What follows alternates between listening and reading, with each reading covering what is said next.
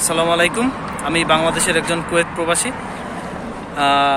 প্রতিদিনের মতো আজকেও সকালে ঠিক আমার যে অফিস টাইম, সেই অফিস টাইম অনুযায়ী আমি আজকে আমার কাজে আসি। কাজে আসার পরে কুয়েতের টাইমে প্রায় 11টার দিকে আমি শুনতে পাই এই কিছু বিস্ফোরকের শব্দ, বিকট আওয়াজে।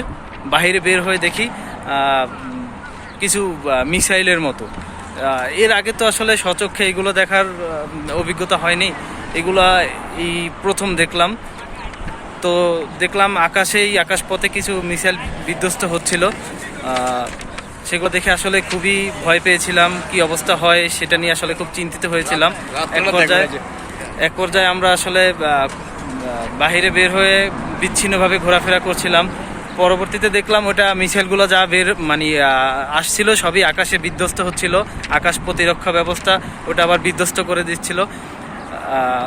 প্রায় থেমেই গেছিল, কিন্তু 2 থেকে 3 ঘন্টা পরে আবার একটা মিসাইল এরকমের আসলো। সেই মিসাইলটা আমাদের নিকটস্থ একটা জায়গায় পড়লো। আমি আপনাদের সেই ভিডিওটা দেখিয়েছি।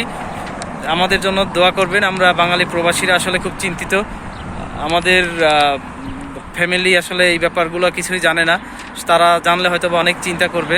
আমাদের জন্য সবাই দোয়া করবেন। আমরা বর্তমানে যেখানে আছি ভালো আছি, নিরাপদে আছি। আমাদের জন্য সবাই দোয়া করবেন, কুয়েতের জন্য দোয়া করবেন, এবং বিশ্বের এই যুদ্ধ পরিস্থিতি যেন না হয় সেজন্য সবাই কামনা করি, যেন বিশ্ব শান্ত থাকে।